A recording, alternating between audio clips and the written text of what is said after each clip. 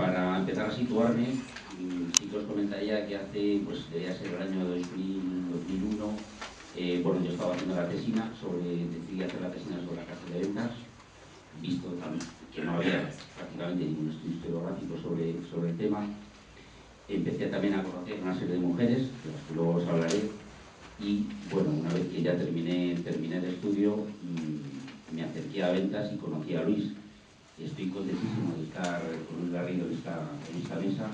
Él me ayudó mucho, me di cuenta de que era la memoria viva del barrio. Después quizá podamos hablar sobre él y en el debate, pero bueno, yo creo que bueno, un personaje esencial a la hora de historiar esta prisión y de este barrio, y bueno, estoy contentísimo de estar al lado. Él me enseñó también un poco, le presenté el mapa que había encontrado de la prisión, pues él estuvo contando, se lo sabe todo. Esa foto que habíamos puesto antes al principio, pues él sabe perfectamente que la gasolinera de al lado de la prisión había un refugio durante la guerra, una enciclopedia en ese sentido, y luego espero que nos ilustre. Para mí fue una aventura escribir este libro porque, como decía antes Junta, pues tampoco había muchos documentos. Se decía que no había prácticamente nada, que habían desaparecido. Sí que encontré algunos, ya os comentaré en qué estado. Ese es el problema, la situación de los documentos como decía antes Ildefonso, un poco de la impunidad, es decir, las pruebas de ese comportamiento, de esas prácticas represivas, pues en el caso de ventas están prácticamente desaparecidas. Dice la represión, por qué desaparecieron, quién se ocupó de que desapareciesen, etc. Pero lo más importante de hacer el proceso de escribir el libro para mí fue conocer a las mujeres, que tuve la fortuna de que algunas de ellas todavía vivían en aquel entonces. Conocía a Josefina María Villa, conocía a Manolita del Arco, conocía a Nieves Torres, conocía a Celeste Rosas, conocía a Concha Carretero, que probablemente Concha todavía vive. No podemos decir lo mismo de Manolita y de Josefina, que murieron hace 5 o 6 años. Y eso para mí fue una experiencia personal, al margen del estudio, al margen de querer hacer un estudio lo más riguroso posible, pues fue una experiencia personal enriquecedora, como semejante a la de Luis. Y ya sin más preámbulos, si queréis, paso para hacer un poquito más amena la intervención, voy pasando estas imágenes, porque creo que es muy importante, además, a la hora de reconstruir lo que fue aquello, pues claro, ahora no nadie lo sabemos, para la presión de ventas, intentar rescatar las imágenes que sí que se han conservado en fotografías. O sea, tenemos un filón fotográfico muy importante. Entonces, por eso yo creo que rescatar esas imágenes es especialmente importante. La primera imagen que tenéis aquí era la antigua prisión que había antes de era este mismo edificio, prácticamente esta misma perspectiva. Remite a una realidad secular, al margen de que fuese tomado en época republicana o no, era la realidad de las cárceles más desastrosas y más olvidadas, ¿no? Es decir, pensemos que ya en esta época se habían fundado prisiones modelo en Madrid, desde el final del siglo XIX, con un criterio correccionalista, con un criterio humanizador. Todo eso no había existido en las prisiones de mujeres. Es decir, seguían teniendo básicamente las mismas características que en el siglo XVII, XVIII y XIX. Era una realidad invisible, que es, bueno, la invisibilidad es la característica común de todo esto. Es decir, cuando hablamos de cárceles, hablamos de invisibilidad. No existe, no, por ahí tampoco tienen gran presencia los medios. Y si hablamos además de prisiones de mujeres, pues doblemente invisible.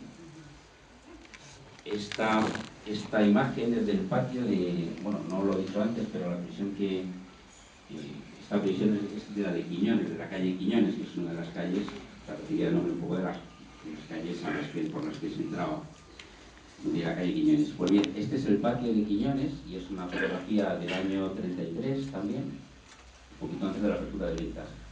Estas mujeres que están fotografiadas, una fotografía del fotógrafo, del fotoreportero Alfonso, y el título es Quincenarias. Quincenarias es una palabra que yo no la conocía, me la tuvieron que explicar las señoras a las que entrevisté, estas mujeres, porque luego tenían ocasión de convivir con ellas en años posteriores, ya con la represión franquista.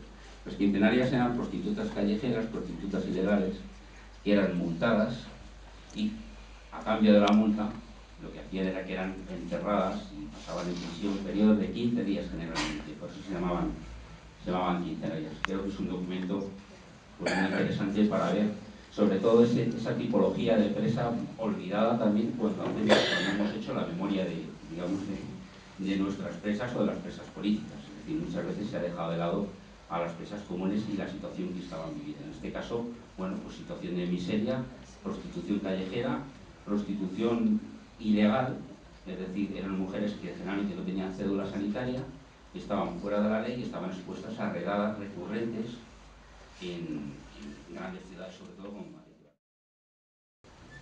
Y bueno, aquí esta es una foto posterior, pero es interesante para que veáis un poco cómo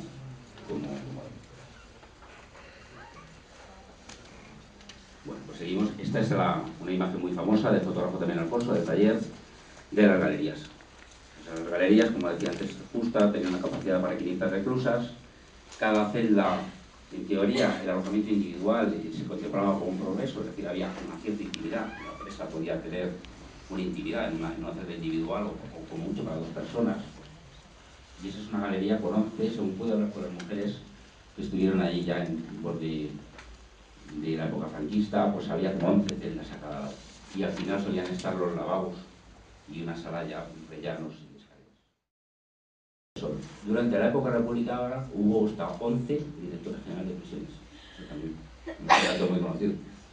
Había muchísimos disturbios, había una gran conflictividad laboral, una gran conflictividad social, y el siguiente, Vicente Sol, el sucesor de Vicente Aquel, dio un giro copernicano a la política de las prisiones. Entonces, frente a la mano blanda, frente a la mano correctora, frente a la mano educativa, había que reprimir.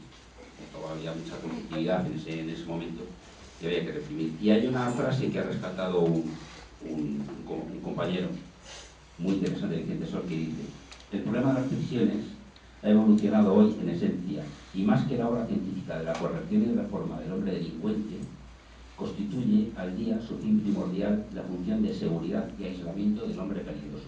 Fijaos que hemos pasado de la reeducación a seguridad y aislamiento. Ahí hay un montón de cosas, de filosofías y de discurso detrás. La cárcel de Ventas, para no hablarme demasiado, pasó por muchas vicisitudes durante la guerra, y no me voy a extender, pero sí que yo a la hora de hacer el libro, pues sí que tuve que meterme un poco en esa etapa.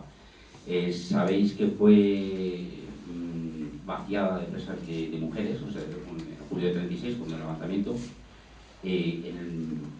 En julio, sí, precisamente en el mes de julio, fueron trasladadas, fue vaciada de mujeres en la prisión de Ventas, se las llevó a otro lugar, que era la cárcel de Toreno, detrás de Plaza España, que era una especie de convento habilitado de manera provisional, posteriormente al asilo de San Rafael, y solamente volvieron en julio del año 36 a esta prisión de Ventas.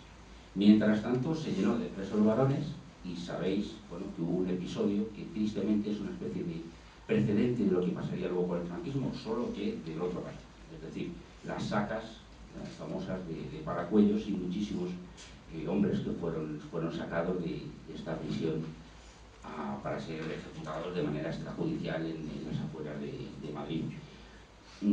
Yo he tratado un poco someramente el tema, pero sí me he preocupado de hacerlo porque eran prácticas muy semejantes a las que luego había el franquismo, es decir, y la cárcel de Ventas se llevaba a llenar de presos varones, se llevaban miles, en una situación semejante, que era lo que decía antes, a lo que pasaría luego con el tipo de Franco. Bueno, ya pasó a esta fotografía, como os comentaba antes. Bueno, este es Máximo Cuervo, el señor que está levantado es Máximo Cuervo, director general de prisiones. Según la memoria popular de los presos y las presas, era Cuervo Máximo.